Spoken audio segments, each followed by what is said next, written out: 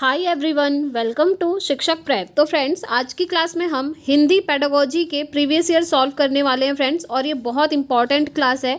आप जानते ही हैं, कंटिन्यू हम सीटेट की प्रिपरेशन कर रहे हैं और काफ़ी सारे प्रीवियस ईयर हम लगा चुके हैं, सारे ही सब्जेक्ट के। आप चैनल पर देखिएगा, कल हमने CDP का मैराथन किया था, तो आप लोगों के ये भी कमेंट्स आ रहे थे कि हिंदी पेडागोजी भी करवा दीजिए। तो देखिए, हिंदी पेडागोजी में भी हम कुछ क्लासेस तो पहले कर चुके हैं, उसी को कंटिन्यू करते हुए आज हमारी नेक्स्ट क्लास है।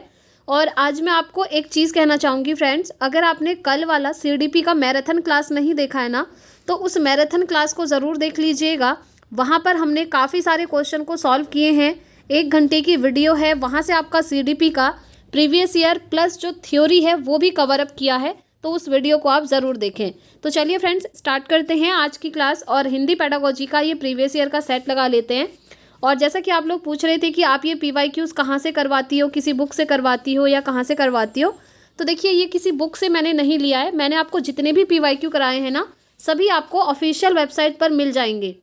सीटेट की ऑफिशियल वेबसाइट पर आप जाइएगा, आप जब स्क्रॉल करेंगे नीचे आपको ऑप्शन मिल जाएगा सारे क्वेश्चन पेपर का, प्लस आप लोग चाहें तो उसकी आंसर की भी डाउनलोड कर सकते हैं। ठीक है, तो चलिए स्टार्ट करते हैं आज की क्लास और हिंदी पेडागोजी का ये सेट लगा लेते हैं।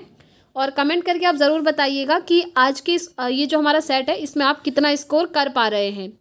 तो सबसे पहला क्वेश्चन है फ्रेंड्स आपके सामने, सुधा अपनी कक्षा में पाठ्य सामग्री में आई व्याकरण और शब्द संपदा की व्याख्या करने के लिए विद्यार्थियों के घर की भाषा या मुख्य भाषा का प्रयोग करती है।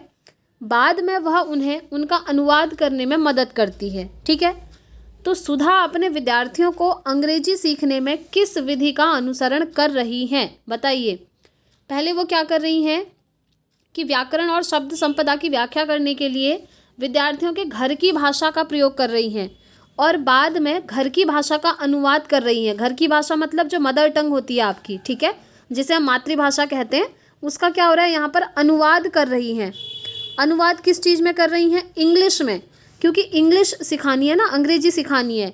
तो ये कौन सी मेथड यूज़ कर रही हैं, ये आपसे पूछा हुआ है। बहुत ही सिंपल है फ्रेंड्स, जब टीचर जो है आपकी मदर टंग से अनुवाद करके इंग्लिश में आपको पढ़ा रही हैं, दैट मीन्स वो आपका क्या होगा, बताइए। क्या वो संरचनात्मक विधि है, या संप्रेषणात्मक भाषा शिक्षण है, या फिर व्याकरण अनुवाद विधि है, या फिर प्रत्यक्ष विधि है? तो देखिए फ्रेंड्स, यहाँ पर आपको क्लियर हो पा रहा होगा, आई थिंक ये है आपका व्याकरण अनुवाद विधि। इसमें क्या हो रहा है, अनुवाद करके पढ़ाया जा रहा है। आप ना थोड़ा सा अपना अगर कॉमन सेंस भी यूज़ करेंगे फ्रेंड्स, तो आंसर तक पहुंच जाएंगे। देखिए, अनुवाद विधि, और यहाँ पर भी लिखा है कि अनुवाद करा रही हैं वो, और अनुवाद करने के थ्रू जो है बच्चों को इंग्लिश सिखा रही हैं। दैट मीन्स वो क्या कर रही हैं, व्याकरण अनुवाद विधि का प्रयोग कर रही हैं। ठीक है, तो बहुत ईजी क्वेश्चन ये आपसे पूछा हुआ था, तो इसका राइट आंसर क्या हो जाएगा, ऑप्शन 3 हो जाएगा, व्याकरण अनुवाद विधि। चलिए नेक्स्ट क्वेश्चन पे चलते हैं फ्रेंड्स। नेक्स्ट क्वेश्चन है आपका, क्यूमिन्स के अनुसार सामाजिक भाषा को और किस भाषा के नाम से जाना जाता है? क्यूमिन्स को, देखिए फ्रेंड्स, हो सकता है आज के पेपर में आपको हिंदी पेडागोजी के क्वेश्चन थोड़ा सा टफ लगे। टफ तो नहीं, मॉडरेट कह सकते हैं, क्योंकि ये कभी कभी ऐसा होता है। ऐसा आप कभी मत करिएगा कि हिंदी पेडागोजी के सिर्फ ईजी क्वेश्चन लगा रहे हैं और समझ रहे हैं कि हमारे 30 आउट ऑफ 30 आ जाएंगे, तो ऐसा नहीं होता है फ्रेंड्स। कभी कभी क्या होता है ना, क्वेश्चन थोड़ा सा मॉडरेट लेवल के भी पूछे जाते हैं। ये वाला जो हम सेट लगा रहे हैं, इसमें सारे के सारे क्वेश्चन उसी तरह के हैं, इसीलिए आज मैंने ये वाला PYQ सेट लिया हुआ है। क्योंकि ऐसा ज़रूरी नहीं है कि हमेशा इजी ही आएंगे, थोड़ा सा मॉडरेट भी आ सकता है। तो हमें हर टाइप के क्वेश्चन के लिए रेडी रहना होगा, चाहे वो इजी हो, मॉडरेट हो, या फिर हाई लेवल के क्वेश्चन क्यों ना हो। तो चलिए देखते हैं क्वेश्चन। क्यूमिन्स के अनुसार सामाजिक भाषा को और किस भाषा के नाम से जाना जाता है? क्यूमिन्स को खेल के मैदान की भाषा, कक्षा कक्ष की भाषा, भाषा प्रयोगशाला, या समाचार वाचन कक्ष की भाषा? तो देखिए, ये जो क्यूमिन्स होता है ना, इसके अनुसार जो आपकी सामाजिक भाषा होती है उसको हम खेल के मैदान की भाषा के रूप में जानते हैं। याद रखेंगे, आप नोट डाउन कर सकते हैं अपने नोट्स में। क्यूमिन्स के अनुसार क्या है कि जो हमारी सामाजिक भाषा है, यानी कि सोशल लैंग्वेज है, उसको क्या जाना जाता है, खेल के मैदान की भाषा के रूप में जाना जाता है। ठीक है, तो first option will be the right answer. चलिए नेक्स्ट क्वेश्चन देखिए जो आपसे पूछा हुआ है, स्वनिम जागरूकता इस बात की समझ है कि, किस बात की समझ है, ये पूछा हुआ है। भाषा में स्वनिम होते हैं, भाषा की ध्वनि को पहचाना जा सकता है, पृथक किया जा सकता है, स्थिति के अनुसार ढाला जा सकता है। थर्ड है भाषा की ध्वनियों को याद करने की आवश्यकता है, या फिर भाषा की ध्वनियाँ पहचानी ही नहीं जा सकती, ना ही स्थिति के अनुसार ढाली जा सकती हैं। देखिए आपके जो स्वनिम होते हैं ना, फोनीम्स होते हैं, वो क्या होते हैं, भाषा की ध्वनि को उनसे हम पहचान सकते हैं। जैसे हम कोई भी चीज़ प्रोनाउंस कर रहे हैं, उच्चारित कर रहे हैं, तो कौन सी ध्वनि उत्पन्न हो रही है उसको हम पहचान सकते हैं स्वनिम की हेल्प से, ठीक है। और उस ध्वनि को हम पृथक भी कर सकते हैं, उसे अलग अलग किया जा सकता है, और जैसी भी कंडीशन होगी उस कंडीशन के अनुसार आप उसको ढाल सकते हैं। तो इसीलिए सेकंड ऑप्शन इस क्वेश्चन का बिल्कुल राइट हो जाएगा। देखिए आज आपको जो भी नए क्वेश्चन दिख रहे हैं ना, तो आप क्या करिए, हेडिंग डालिए, एक जो भी आपका नोटबुक है जिसमें आपने नोट्स बनाए होंगे हिंदी पेडागोजी के, उसमें आप नोट डाउन करते हुए चलिए। ये आज जितने भी नए क्वेश्चन आपको मिल रहे हैं, जैसे स्वनिम जागरूकता से रिलेटेड क्वेश्चन पूछा है, आप हेडिंग डालिए स्वनिम जागरूकता अपने नोट्स पे, ठीक है। उसके आगे लिख लीजिए कि भाषा की ध्वनि को इससे हम पहचान सकते हैं, पृथक कर सकते हैं, और स्थिति के अनुसार इसे ढाला जा सकता है। ऐसे करके आप नोट डाउन करते हुए चलिए, आपका अच्छा खासा नोट्स भी हो जाएगा, और एग्जाम से जब 2-3 दिन पहले आप रिविज़न करेंगे तो इन्हें आप ज़रूर देख के जाइएगा। चलिए आगे बढ़ते हैं फ्रेंड्स। नेक्स्ट क्वेश्चन देखिए, रेखा अपने विद्यार्थियों को आरंभ, मध्य और अंत की ध्वनियों को पृथक पृथक कर पहचानने में मदद कर रही हैं। इस तरह से वह उनके किस पहलू को मजबूत कर रही हैं, बताइए क्या कर रही हैं। जैसे कोई भी ध्वनि है, ठीक है, उसका जो स्टार्टिंग का वर्ड है, उसका जो मध्य का वर्ड है, और उसका जो लास्ट वाला वर्ड है, यानी कि जितने भी शब्द हैं उनको क्या कर रही हैं, अलग अलग कर रही हैं, सेपरेट करके बच्चों को समझा रही हैं। तो बच्चों के कौन से पक्ष को वो मजबूत कर रही हैं, क्या वो ध्वन्यात्मक जागरूकता को मजबूत कर रही हैं, या आकृति मूलक जागरूकता, या चित्र मूलक जागरूकता, या व्याकरण जागरूकता। देखिए इन तीनों की तो यहाँ बात ही नहीं हो रही है, आकृति से रिलेटेड कुछ बात नहीं हुई है, चित्र से रिलेटेड भी कुछ बात नहीं हुई है, ना ही यहाँ पर व्याकरण की बात हो रही है। तो यहाँ पर बात किस चीज़ की हो रही है, बात हो रही है ध्वन्यात्मक जागरूकता की, यानी कि ध्वनि से संबंधित बच्चों में जागरूकता पैदा करना चाह रही हैं। और क्वेश्चन में भी आप देख सकते हैं ध्वनि लिखा हुआ है, तो इस तरीके से ना आप कनेक्ट करके भी आंसर बता सकते हैं, ठीक है। तो फर्स्ट ऑप्शन क्या होगा इसका, बिल्कुल राइट हो जाएगा। इस क्वेश्चन को भी आप नोट डाउन कर लीजिएगा अगर इससे पहले आपने PYQ में सॉल्व ना किया हो तो। चलिए नेक्स्ट क्वेश्चन देखिए फ्रेंड्स, समीना अपने विद्यार्थियों के लिए पठन के समय बहुत से चित्रों और दृश्यों का प्रयोग करती हैं। दृश्यात्मक उसके विद्यार्थियों को किस तरह से मदद करेगी। दृश्यात्मक मतलब देखने से रिलेटेड चीज़ें हैं, ठीक है। पहला है जिस विचार बिंदु के बारे में वे सोच रहे हैं उसे समझने में मदद करेंगे। दृश्य की बात हो रही है, ठीक है। पढ़ाते हुए क्या हो रहा है, चित्र और दृश्यों का प्रयोग कर रही हैं एक टीचर।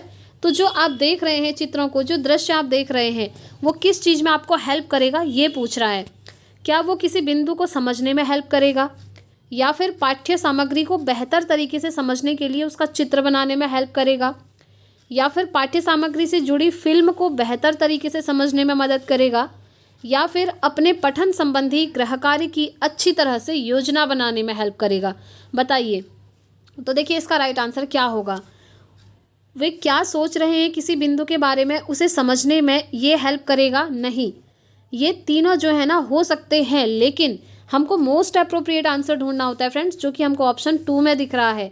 इसमें क्या है कि पाठ्य सामग्री को बेहतर तरीके से समझने में वो मदद करेगा और उसका चित्र बनाने में भी मदद करेगा। अब चित्र यहाँ पर कोई आर्ट वाले चित्र से मतलब नहीं है, यहाँ पर मतलब है जो आप अपना फ्लो चार्ट या डायग्राम बनाते हैं। जैसे किस तरीके से, एग्जाम्पल से इसको समझते हैं। जैसे आप CTET की प्रिपरेशन कर रहे हैं, आप हिंदी पेडागोजी में आपने देखा होगा जो जो इम्पॉर्टेंट टॉपिक्स हैं उन्हें आपने बहुत अच्छे से पढ़ा होगा। जैसे अगर हम हिंदी पेडागोजी में भाषाई कौशल की बात करें, ठीक है, लैंग्वेज स्किल्स जो आपने पढ़ी होंगी कौन सी होती हैं, 4 प्रकार की होती हैं, है ना। मैं आपको रिवाइज भी करवा देती हूँ, इंपॉर्टेंट है इसीलिए मैं आपको बता रही हूँ, और यहाँ से एग्जाम्पल के थ्रू इस क्वेश्चन को भी हम समझ रहे हैं, कनेक्ट करते हुए चलिएगा। तो भाषाई कौशल आपके 4 होते हैं, कौन कौन से होते हैं, सुनना, बोलना, पढ़ना और लिखना।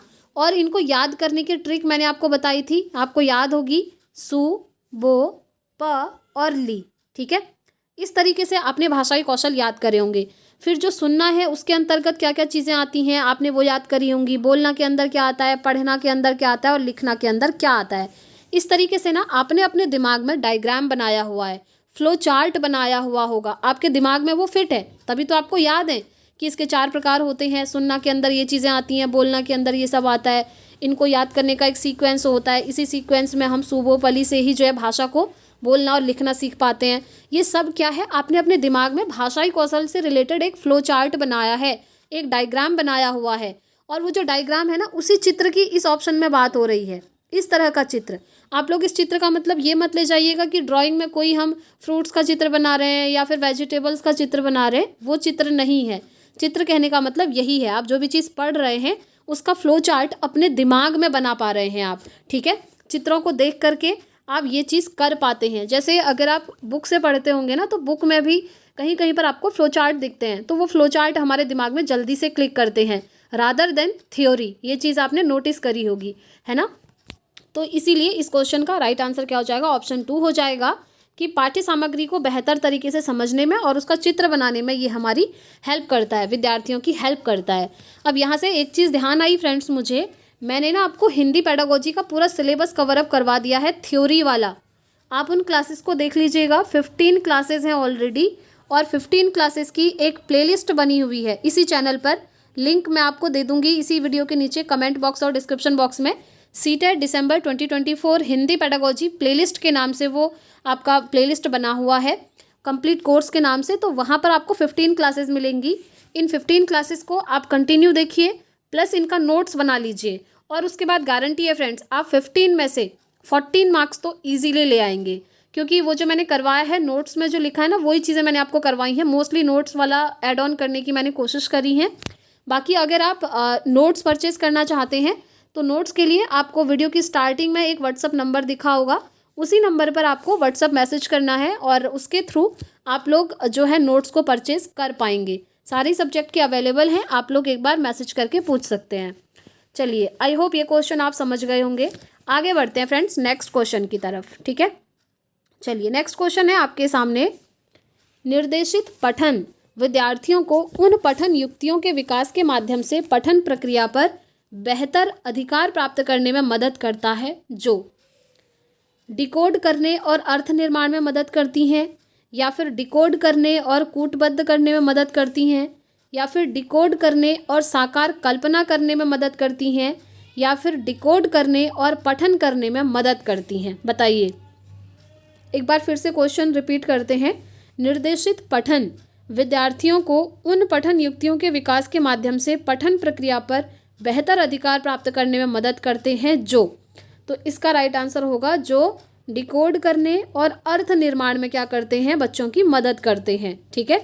बाकी यहाँ पर कूटबद्ध, साकार कल्पना, इन सब की यहाँ पर बात नहीं हो रही है, बात हो रही है अर्थ का निर्माण करने में वो मदद करेंगी निर्देशित पठन। तो इसीलिए first option will be the right answer.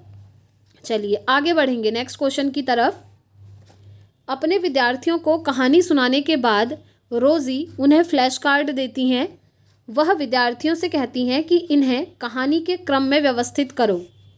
रोज़ी उनके किस कौशल का आकलन कर रही हैं? देखिए, कहानी के क्रम में जो है व्यवस्थित करने को कह रही हैं फ्लैश कार्ड्स को, ठीक है। तो कौन से कौशल का आकलन करना चाहती हैं वो? क्या वो पठन कौशल का आकलन कर रही हैं, श्रवण कौशल का कर रही हैं, वाचन का कर रही हैं, या फिर साकार कल्पना करने की बात हो रही है? तो देखिए, क्वेश्चन में ही आंसर छुपा होता है फ्रेंड्स। यहाँ पर आप देखिए, अपने विद्यार्थियों को कहानी सुनाने के बाद उन्होंने क्या किया, कहानी सुनाई। और जब बच्चे सुन रहे होंगे तो इससे क्या होगा, बच्चों का श्रवण कौशल आप जो है असेस कर सकते हैं, श्रवण कौशल का आकलन कर सकते हैं, क्योंकि आप क्या कर रहे हैं, बच्चों को कहानी को सुना रहे हैं। और जब जो है रोजी ने कहानी सुना दी तो उसके बाद फ्लैश कार्ड देती हैं बच्चों को और कहती हैं कि इनको कहानी के क्रम में आप व्यवस्थित करो। अब बच्चे तभी व्यवस्थित कर पाएंगे जब उन्होंने कहानी को अच्छी तरीके से सुना होगा, है ना। तो सुना होगा तभी वो फ्लैश कार्ड्स को क्या करेंगे, एक क्रम में, एक सीक्वेंस में लगा पाएंगे। और अगर अच्छे से नहीं सुना होगा तो वो फ्लैश कार्ड को सीक्वेंस में नहीं लगा पाएंगे। तो इसीलिए रोजी क्या करना चाह रही हैं, बच्चों का श्रवण कौशल का आकलन करना चाह रही हैं। वो देखना चाह रही हैं कि उन्होंने जो कहानी सुनाई वो बच्चों ने ध्यान से सुनी या फिर नहीं सुनी, ठीक है। तो इसीलिए सेकंड ऑप्शन राइट हो जाएगा, श्रवण कौशल। बस यही, इसी तरीके से आपको आंसर तक पहुंचना है। श्रवण मतलब क्या होता है, सुनना। पठन मतलब क्या होता है, पढ़ना। वाचन मतलब क्या होता है, बोलना। ये सब तो आप जानते ही हैं, है ना।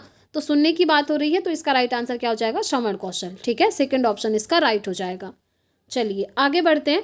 और ये मैंने आपको सब थ्योरी में करवा दिए हैं, उन्हें एक बार देख लीजिएगा फ्रेंड्स, क्योंकि हिंदी पेडागोजी में सबसे इम्पॉर्टेंट अगर आप टॉपिक पूछेंगे तो वो यही है, भाषाई कौशल, जिसके अंदर आप काफ़ी सारी चीज़ें पढ़ते हैं। भाषाई कौशल में पढ़ना, लिखना, सुनना, बोलना, ये सारी चीज़ें और उनके टाइप्स हो गए, कौन कौन से टीचिंग मेथड यूज़ होती हैं, उसके क्या लाभ हैं, क्या हानि है, सारी चीज़ें मैंने आपको क्लासेस में करवाई हैं। 15 क्लासेस वाली जो हिंदी पेडागोजी है उसे आप देख लीजिएगा, वहाँ पर आपको भाषाई कौशल की क्लासेस भी मिली होंगी। चलिए नेक्स्ट क्वेश्चन देखिए। साधना परीक्षा प्रश्नों के कठिनाई स्तर को समझ रही हैं, ठीक है। एक प्रश्न के काठिन्य स्तर का मूल्य 90 है। साधना को इस प्रश्न का क्या करना होगा, बताइए। पहला है, इस प्रश्न को परीक्षा पत्र में रखना चाहिए। दूसरा, इस प्रश्न को प्रश्न पत्र में नहीं रखना चाहिए। या फिर यह प्रश्न सामान्यतः परीक्षा के लिए कठिन है। या फिर यह परीक्षा के लिए एक अच्छा प्रश्न है। साधना है एक टीचर, ठीक है। अब वो परीक्षा प्रश्नों के कठिनाई स्तर को समझ रही हैं और एक प्रश्न के काठिन्य स्तर का मूल्य 90 है। आप ये मानकर चलिए, एक प्रश्न इतना कठिन है कि 90% लोग उसे सही नहीं कर सकते, इस तरह का वो प्रश्न है, ठीक है। आपको ऐसे थोड़ा सा खोल के समझना होगा क्वेश्चन को। सबसे पहले काठिन्य स्तर का मूल्य 90 है, मतलब कि 90% वो क्या है, बहुत ही कठिन है, आप ये मानकर चलिए क्वेश्चन। तो ऐसे क्वेश्चन का क्या करना चाहिए, तो सिंपली आप क्या कहेंगे, ऐसे क्वेश्चन को परीक्षा प्रश्न पत्र में शामिल नहीं करना चाहिए। ऐसे प्रश्नों को जो है एग्जाम में नहीं देना चाहिए। कहने का मतलब ये है, क्योंकि जब वो इतना कठिन है तो बच्चे नहीं कर पाएंगे, और जब आपको पता है तो उस क्वेश्चन को परीक्षा के प्रश्न पत्र में मत रखिए। सिंपली आप बाद में पहले उनको समझा दीजिए उस टॉपिक को, उस क्वेश्चन को जो इतना कठिन है उसको ईजी करिए, उसके बाद बच्चों से पूछिए, है ना। तो इसीलिए इसका राइट आंसर क्या होगा कि इस प्रश्न को परीक्षा प्रश्न पत्र में नहीं रखना चाहिए। अब ये कह रहा है रख देना चाहिए, आप रखेंगे तो बच्चे कर ही नहीं पाएंगे, क्योंकि वो तो वैसे ही कठिन है। आप जानते ही हैं ये परीक्षा के लिए कठिन है या अच्छा प्रश्न है, नहीं, ये कोई अच्छा प्रश्न नहीं है, बल्कि इसको बच्चे नहीं सॉल्व कर पा रहे हैं, इसलिए इसको आपने नहीं रखना चाहिए, ठीक है। चलिए आगे बढ़ते हैं। नेक्स्ट क्वेश्चन काफ़ी अच्छा क्वेश्चन है फ्रेंड्स, और ये CDP में भी इससे क्वेश्चन आपका बना हुआ है, ठीक है। बुनियादी अंतर्वैयक्तिक संप्रेषण कौशल, जिसे हम इंग्लिश में शॉर्ट में कहते हैं बिक्स, की अवधारणा किसके द्वारा दी गई। बिक्स का जो फुल फॉर्म होता है इंग्लिश में वो होता है basic interpersonal communication skill. Note कर लीजिए, बेसिक इंटरपर्सनल कम्युनिकेशन स्किल, बुनियादी अंतर्वैयक्तिक संप्रेषण कौशल हिंदी में कहते हैं, और शॉर्ट में BICS बिक्स कहा जाता है, ठीक है। तो इसकी अवधारणा किसने दी थी, बताइए। ये तो आपको एज इट इज़ याद रखना होगा फ्रेंड्स। ये स्टीफन क्रैशन ने दी थी, नहीं। लेव वाइगोत्स्की ने दी थी, नहीं। BF स्किनर ने दिया था, नहीं। ये किसने दिया था, ये दिया था जिम क्यूमिन्स ने। क्यूमिन्स से रिलेटेड आपका सबसे पहले क्वेश्चन आया था, वो भी आपने नोट डाउन करा होगा। उसमें ये भी ऐड कर लीजिए कि क्यूमिन्स ने बिक्स की अवधारणा दी थी, और बिक्स का फुल फॉर्म याद कर लें। और आपने देखा होगा CDP का जो आपने नोट्स लिया है, वहाँ पर मैंने फुल फॉर्म का पूरा एक चार्ट बनाया हुआ है, वहाँ पर आपको सारे फुल फॉर्म मैंने दिए हुए हैं। उससे अदर आपके एग्जाम में कोई भी फुल फॉर्म नहीं आता है फ्रेंड्स। जो आपको नोट्स में मिले हुए हैं उन सबको आप याद कर लीजिएगा। उसमें आपका बिक्स भी होगा, उसमें आपका कैल्प भी होगा, LAD होगा, NEP होगा, बहुत सारे दिए हुए हैं, उसे आप एक बार ज़रूर देख लीजिएगा, ठीक है। चलिए आगे बढ़ते हैं नेक्स्ट क्वेश्चन पे।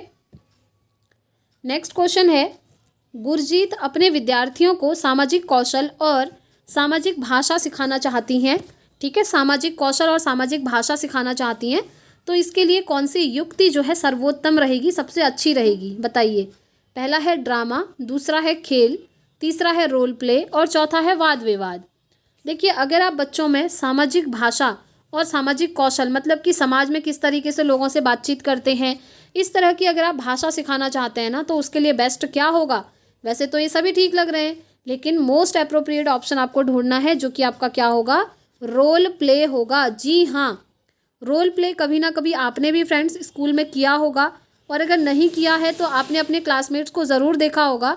इसमें क्या होता है, जैसे कोई फंक्शन वगैरह होता है स्कूल में, तो वहाँ पर अलग अलग कैरेक्टर दिए जाते हैं बच्चों को, और उनको जो है रोल प्ले करने को कहा जाता है। कोई रोल प्ले करता है महात्मा गांधी जी का, कोई रोल प्ले करता है माँ सरस्वती का। इस तरीके से ये आपने स्कूल में देखा होगा। तो इससे क्या होता है, इससे सबसे पहले तो बच्चों के मन की जो हेजिटेशन होती है ना फ्रेंड्स, वो दूर होती है, और उसको दूर करना सबसे ज़्यादा इम्पॉर्टेंट है। अगर बच्चों के मन की हेजिटेशन दूर नहीं होगी तो फ्यूचर में वो कभी किसी से बातचीत नहीं कर पाएंगे। उनके पास इतना हौसला नहीं होगा कि वो 4 लोगों के सामने जाकर लेक्चर दे पाएँ, कोई अच्छी चीज़ बता पाएँ। तो इसीलिए इससे क्या होता है, बच्चों का हेजिटेशन भी दूर होता है और बच्चे बोलना सीखते हैं कि जब हमारे सामने इतने सारे लोग बैठे हैं तो उनके सामने हमें किस तरीके से बोलना है। वो रोल प्ले के थ्रू सीख सकते हैं, क्योंकि वहाँ पर ना वो खुद से एक्टिव होते हैं बच्चे, और खुद ही उन्हें रोल प्ले करना होता है, डायलॉग्स भी बोलने होते हैं, तो वो सारी चीज़ें इसके अंदर आ जाती हैं। ठीक है, तो अगर आपको सामाजिक भाषा बच्चों को सिखानी है कि समाज में कैसे बातचीत करनी है, तो इसके लिए बेस्ट मेथड होती है बच्चों से आप क्या करवाइए, रोल प्ले करवाइए। ठीक है, क्योंकि यहाँ पर बच्चा एक्टिवली पार्टिसिपेट करेगा और धीरे धीरे बोलना सीखेगा लोगों के सामने। तो इसीलिए थर्ड ऑप्शन इसका बिल्कुल राइट हो जाएगा। ठीक है, चलिए आगे बढ़ते हैं फ्रेंड्स नेक्स्ट क्वेश्चन की तरफ। भाषा अधिगम में मौन अवधि चुनौतीपूर्ण यानी कि महत्वपूर्ण है, यह कथन क्या है? सही है, आंशिक रूप से सही है, गलत है, या फिर तथ्यात्मक रूप से सही नहीं है? तो देखिए, भाषा अधिगम में जो मौन अवधि होती है वो क्या होती है? महत्वपूर्ण होती है। ठीक है, महत्वपूर्ण होती है और ये कथन क्या है? बिल्कुल सही है आपका। अब आप कहेंगे भाषा अधिगम में मौन अवधि मतलब होता है चुप हो जाना। अगर बच्चे चुप रहेंगे तो ये सही थोड़ी है, आप ये कहेंगे। आपके मन में ये क्वेश्चन भी आ रहा होगा, सिंपल है। लेकिन यहाँ पर मौन अवधि का मतलब समझिए। मौन अवधि का मतलब होता है जब हम कोई भी चीज़ पढ़ रहे होते हैं तो उसको पढ़ते हुए कहाँ पर कितने सेकंड के लिए हमको मौन धारण करना है, चुप रहना है, ये चीज़ बच्चों को सिखाना। जैसे अभी मैं आपको पढ़ा रही हूँ, आप देख रहे होंगे, ऐसा नहीं है कि मैं कंटिन्यू बोले जा रही हूँ, मैं कुछ सेकंड का पॉज लेकर बोल रही हूँ, है ना।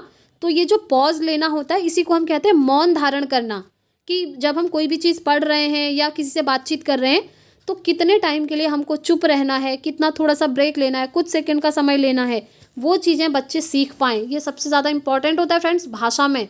नोट कर लीजिए, भाषा अधिगम में मौन अवधि क्या होती है? महत्वपूर्ण होती है, चुनौतीपूर्ण होती है। ठीक है, अगर आप बच्चों को ये नहीं सिखाएंगे कि हमें कोई भी सेंटेंस या फिर कोई पैराग्राफ बोलते हुए कुछ सेकंड का पॉज लेना है, इस तरीके से रुकना है, तो बच्चे ना कंटिन्यूअसली रोबोट की तरह बोलते चलेंगे। तो ये फिर सही मेथड नहीं हुई, ये आप भी जानते हैं। ठीक है, तो इसीलिए ये क्या होगा आपका? सही होगा। अब ये कह रहा है आंशिक रूप से सही। आंशिक रूप से सही का मतलब होता है थोड़ा सही है, थोड़ा सही नहीं है। तो ऐसा नहीं होता फ्रेंड्स, ना ही ये गलत है और ना ही ये तथ्यात्मक रूप से गलत है। तो ये क्या है आपका? ये बिल्कुल सही है। चलिए आगे बढ़ते हैं, नेक्स्ट क्वेश्चन देखिए। फिर से ये क्वेश्चन रिपीट हो गया, तो आप समझ रहे होंगे ये दोनों टॉपिक कितने इंपॉर्टेंट हैं। अभी मैंने आपको बोला ना कि सीडीपी के नोट्स में आपने देखा होगा फुल फॉर्म, उसमें मैंने कैल्प भी दिया है और मैंने उसमें बिक्स भी नोट डाउन करा है, तो उसे आप ज़रूर याद कर लें। ठीक है, चलिए तो क्वेश्चन है, निम्नलिखित में से बुनियादी अंतर्वैयक्तिक संप्रेषण कौशल जिसको हम बिक्स कहते हैं और संज्ञानात्मक अकादमिक भाषा निपुणता जिसको हम कैल्प कहते हैं, इसके बारे में क्या सही है? सबसे पहले आपको इन दोनों के फुल फॉर्म नोट करने चाहिए, जो कि मैं आपको बता देती हूँ। ठीक है, इसके फुल फॉर्म क्या होते हैं? बिक्स मतलब होता है basic interpersonal communication skill. Note down कर लीजिए, बेसिक इंटरपर्सनल कम्युनिकेशन स्किल। और अगर कैल्प की बात करें तो कैल्प होता है आपका कॉग्निटिव अफेक्टिव लर्निंग प्रोफिशिएंसी। ठीक है, क्या होता है? Cognitive affective language proficiency. ठीक है, आई थिंक आपको ये चीज़ याद हो गई होगी। चलिए, सॉरी यहाँ पर ए का मतलब अफेक्टिव नहीं है, एकेडमिक है। ठीक है, इसको आप सही कर लें, आई थिंक प्रोनाउंसिएशन में थोड़ा सा मिस्टेक हो गया है। कॉग्निटिव एकेडमिक लैंग्वेज प्रोफिशिएंसी, संज्ञानात्मक एकेडमिक भाषा निपुणता। ठीक है, तो सबसे पहले आपको फुल फॉर्म याद हो गए। अब इनके बारे में क्या सही है आपसे ये पूछा है। तो पहला है कि कैल्प बिक्स के लिए दूसरा शब्द है। दूसरा है कैल्प और बिक्स जो है दोनों भिन्न होते हैं। तीसरा है कैल्प और बिक्स से संबंधित नहीं है, यानी कि ये दोनों आपस में संबंधित नहीं है। या फिर कैल्प जो है बिक्स का विस्तार है। आपको बताना है कौन सा सही होगा। तो देखिए फ्रेंड्स, इनको हम एक बार समझ लेते हैं डिटेल में, तभी आप बता पाएंगे कि इसमें क्या ऑप्शन जो है सही होगा। बिक्स का मतलब होता है, जैसे कि फुल फॉर्म होता है बेसिक इंटरपर्सनल कम्युनिकेशन स्किल। जब आप बच्चों के अंदर ऐसी स्किल डेवलप करेंगे जहाँ पर बच्चा डे टू डे लाइफ में जो चीज़ें हम बोल रहे हैं उसको बच्चा सीख पाए, उस लैंग्वेज में वो बच्चा जो है लोगों से बातचीत कर पाए। बेसिक इंटरपर्सनल मतलब जो बेसिक हम लोगों के साथ बातचीत करते हैं वहाँ पर बच्चा जो है लोगों से बातचीत कर पाए, बच्चे में ऐसी स्किल को डेवलप करना, ये होता है बिग्स। और कैल्प की बात करें तो कैल्प का थोड़ा सा ये अलग हो जाता है बिग्स से। कैल्प मतलब क्या होता है, कॉग्निटिव एकेडमिक की बात हो रही है ना। एकेडमिक लेवल पर बच्चों को लैंग्वेज सिखाना, एकेडमिक लेवल पर बच्चों में लैंग्वेज क्या करना, सिखाना और लैंग्वेज डेवलप करना, मतलब बच्चों में लैंग्वेज स्किल्स तो बढ़ानी है बिग्स की तरह, लेकिन बेसिक कम्युनिकेशन वाली नहीं, बल्कि एकेडमिक लेवल पर जो लैंग्वेज हम बोलते हैं उस लैंग्वेज को बच्चों को सिखाना, वो होता है आपका कैल्प। तो आप समझ पा रहे होंगे ये अलग चीज़ है और ये अलग चीज़ है। तो इसीलिए हम कहेंगे कि ये जो कैल्प और बिग्स है ना, ये एक दूसरे से क्या होते हैं, अलग अलग होते हैं, भिन्न भिन्न होते हैं, जो कि हमको सेकंड ऑप्शन में दिख रहा है। आई थिंक अभी तक जब आपको नहीं पता था इस क्वेश्चन का आंसर, तो आपको कहीं ना कहीं ये लग रहा होगा कि ये दोनों आपस में अंतर संबंधित हैं, लेकिन ये अंतर संबंधित नहीं है फ्रेंड्स। ये क्या है, एक दूसरे से भिन्न है, क्योंकि ये एकेडमिक लेवल की बात करता है और ये बेसिक कम्युनिकेशन की बात करता है। ठीक है, अब मैं आपको एक चीज़ बताऊंगी, अगर आपको चाहिए उस वीडियो का लिंक तो आप मुझे कमेंट करके बताइएगा कि हाँ उस लिंक को शेयर कर दीजिए, तो मैं आपको शेयर कर दूंगी। मैंने एक वीडियो बनाई है फ्रेंड्स, जिसमें ना मैंने आपको सारे जो फुल फॉर्म हैं वो बताए हैं, जितने भी आपको याद करने हैं, ठीक है, वो सब मैंने एक वीडियो में आपको बताए हैं। वो सिर्फ वीडियो आपकी फुल फॉर्म से रिलेटेड ही मैंने बनाई है, और वहाँ पर हर एक फुल फॉर्म का मैंने डिटेल्ड एक्सप्लेनेशन भी बताया हुआ है। जैसे आपका LAD है, जैसे आपका ये बिग्स कैल्प है, बहुत सारे फुल फॉर्म है, उन सभी को मैंने डिटेल में समझाया है कि ये क्या होते हैं। उस वीडियो को अगर आप देख लेंगे तो आप ये मानकर चलिए 1 से 2 नंबर आपके कंफर्म हो जाएंगे। जी हाँ, अगर आपने वो वीडियो देखी है फ्रेंड्स तो अच्छी बात है, क्योंकि जो रेगुलर व्यूवर्स हैं उन्होंने तो वो वीडियो देख ली होगी। हाँ, जो कैंडिडेट नए आए हैं चैनल पर वो कमेंट करके बता सकते हैं, मैं आपको लिंक जो है उस वीडियो का प्रोवाइड करा दूंगी। बाकी मैं आपको एक चीज़ बोलना चाहूँगी फ्रेंड्स, अगर अभी तक आपने हमें टेलीग्राम पर फॉलो नहीं करा है ना, तो टेलीग्राम को ज़रूर आप फॉलो कर लें, लिंक आपको इसी वीडियो के नीचे मिल जाएगा, क्योंकि टेलीग्राम पर आपको जो भी इंपॉर्टेंट चीज़ें होती हैं वो शेयर करी जाती हैं और क्लासेस की अपडेट भी आपको वहीं पर दे दी जाती है। चलिए आगे बढ़ते हैं नेक्स्ट क्वेश्चन की तरफ। सुनकर याद कर लेने वाले, मौखिक निर्देशों को प्राथमिकता देने वाले और श्रवण व वाचन के माध्यम से सीखने वाले विद्यार्थी किस प्रकार के अधिगम को चाहते हैं, बताइए। देखिए, जो सुन करके याद कर रहे हैं, ध्यान से क्वेश्चन पढ़िए, जो सुन करके याद कर रहे हैं, ठीक है, सुनकर याद कर रहे हैं और मौखिक निर्देशों को प्राथमिकता दे रहे हैं।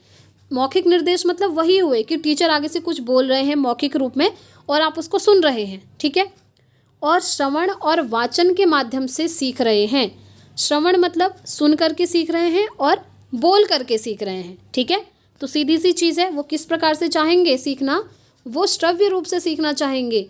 किस प्रकार से, श्रव्य, श्रव्य मतलब क्या होता है, सुनना, सीधी सी चीज़, ये आपको याद रखना है। श्रव्य मतलब हो गया आपका सुनना, लिसनिंग। तो और यहाँ पर पूछा, देखो सुन करके बच्चे याद कर रहे हैं और मौखिक रूप से जो टीचर आगे से बोल रहे हैं उनको भी बच्चे सुन रहे हैं और प्राथमिकता दे रहे हैं। साथ ही साथ श्रवण और वाचन, श्रवण मतलब भी तो वही होता है सुनना, है ना, और वाचन मतलब बोलना। तो टीचर बोल रहे हैं और बच्चे सुन रहे हैं, तो इसीलिए हम इसका राइट आंसर क्या होगा कि ऐसे विद्यार्थी जो हैं श्रव्य माध्यम से सीखना चाहते हैं, श्रव्य माध्यम से जो है अधिगम को करना चाहते हैं। तो इसीलिए सेकंड ऑप्शन इसमें राइट हो जाएगा। अब देखिए, दृश्यात्मक क्यों नहीं होगा, क्योंकि यहाँ पर देखकर बच्चे सीख रहे हैं, ऐसी कोई बात हो ही नहीं रही। गत्यात्मक मतलब क्या होता है, जहाँ पर बच्चे खुद से गति करते हैं, एक्टिविटीज़ करते हैं, और वो चीज़ क्वेश्चन में दी ही नहीं है। स्थानिक मतलब एक स्थान पर नहीं, वो चीज़ भी नहीं हो रही है, ठीक है। तो इसीलिए राइट आंसर क्या होगा, श्रव्य अधिगम हो जाएगा। चलिए आगे बढ़ते हैं। काफ़ी अच्छा क्वेश्चन है और एक क्वेश्चन आपको ऐसा हमेशा मिल जाता है जिसमें इस तरीके से आपसे ऑप्शंस पूछे जाते हैं, ठीक है। और ऐसे क्वेश्चन देख कर ना कभी भी आपने डरना नहीं है। मैं आपको बताऊं फ्रेंड्स, क्योंकि मैंने भी खुद एग्जाम दिए थे, मेरे भी दोनों पेपर क्वालिफाई हैं बहुत अच्छे मार्क्स के साथ। तो देखिए, ऐसे क्वेश्चन जब भी आते हैं ना, आपको खुश होना है। खुश क्यों होना है कि क्योंकि ऐसे क्वेश्चन में ना आप ऑप्शंस को एलिमिनेट कर सकते हैं, ऐसे कि ये तो नहीं हो सकता, ये भी नहीं हो सकता, या फिर ये तो हो सकता है। इस तरीके से यहाँ पर आपको ज़्यादा चांसेस मिल जाते हैं। तो देखिए क्वेश्चन, निम्नलिखित में से कौन सी शब्द रचना की प्रक्रिया है, शब्द रचना की प्रक्रिया। आई थिंक ये क्वेश्चन भी आपको नया लग रहा होगा, तो इस क्वेश्चन को भी आप नोट डाउन कर सकते हैं अपने नोट्स पे, ठीक है। कौन सी शब्द रचना की प्रक्रिया है ये पूछा है। तो पहला है गढ़न, यानी कि शब्द का निर्माण करना। जी हाँ, शब्द रचना की बात हो रही है तो शब्द का निर्माण तो हम करेंगे। दूसरा है उसको उद्धृत करना। जी हाँ, उद्धृत उसको करेंगे। संयोजन करना ये भी सही है, और फिर मिलान करना यानी कि मिश्रण करना ये भी सही है। देखिए ये चारों ही ऑप्शन यहाँ पर सही हैं, कुछ भी एलिमिनेट नहीं हो रहा है। तो आप नोट कर लीजिए अपने नोट्स पे, शब्द रचना की प्रक्रिया के अंदर ये 4 चीज़ें आती हैं: शब्द निर्माण, उद्धृत करना, संयोजन और मिलाना। ठीक है, तो इसका राइट आंसर हमारा ऑप्शन 4 हो जाएगा, जिसमें दिया है A, B, C और D चारों सही हैं। चलिए आगे बढ़ेंगे फ्रेंड्स नेक्स्ट क्वेश्चन की तरफ। यह किस आधार पर कहा जाता है कि अध्यापक को जहाँ तक संभव हो चुप रहना चाहिए और शिक्षार्थियों को जहाँ तक संभव हो भाषा प्रयोग के अधिक से अधिक अवसर देने चाहिए? बिल्कुल सही बात है, बच्चों को ज़्यादा से ज़्यादा अवसर देने हैं। तो ये क्या है? सजेस्टोपीडिया यानी कि परामर्श कोर्स है, समग्र भौतिक प्रतिक्रिया है, मौन विधि है या समग्र भाषा है? तो देखिए परामर्श देने की तो बात ही नहीं हो रही, भौतिक प्रक्रिया यानी कि फिजिकल एक्टिविटी ऐसा कुछ नहीं है, समग्र भाषा की भी बात नहीं हो रही। यहाँ पर बात हो रही है मौन विधि की, क्योंकि यहाँ पर क्या कहा जा रहा है, जो अध्यापक हैं, टीचर हैं, उनको कुछ हद तक चुप रहना चाहिए और ज़्यादा से ज़्यादा अवसर देने चाहिए बच्चों को बातचीत करने के, भाषा को प्रयोग करने के। तो ये किसके अंदर आएगा? ये आएगा टीचर के लिए मौन विधि के अंदर। ठीक है, तो इसीलिए थर्ड ऑप्शन इस क्वेश्चन का राइट हो जाएगा। तो फ्रेंड्स आज हमने एक ये प्रीवियस ईयर का सेट लगा लिया है हिंदी पेडागोजी का। आज की क्लास आपको कैसी लगी कमेंट करके ज़रूर बताइएगा, क्योंकि देखिए फ्रेंड्स आप लोगों के पॉजिटिव कमेंट्स मुझे काफ़ी मोटिवेट करते हैं कि इसी तरीके से आपकी क्लासेस कराई जाएँ। कमेंट करके अपना स्कोर भी ज़रूर शेयर करें और क्लास कैसी लगी वो भी बताएं, और प्लीज़ एक लाइक करें, एक थम्स अप करें अगर आपको क्लास पसंद आई हो तो। साथ ही साथ फ्रेंड्स अगर आप नोट्स परचेज़ करना चाहते हैं तो स्क्रीन पर दिए हुए नंबर पर व्हाट्सअप मैसेज करके आप पेड नोट्स को परचेज़ कर सकते हैं। और देखिए चैनल को ज़रूर सब्सक्राइब कर लें, क्योंकि कंटिन्यू हमारी सीटेट की क्लासेस होती हैं। अब हम इसी तरीके से कल इवनिंग में मिलेंगे सीटेट की नेक्स्ट क्लास के साथ, और कल एक मैराथन सेशन हम रखेंगे, उसके लिए आप लोग रेडी रहिएगा। तो फ्रेंड्स आज की क्लास में इतना ही रखते हैं, मिलते हैं नेक्स्ट वीडियो में। Thanks for watching.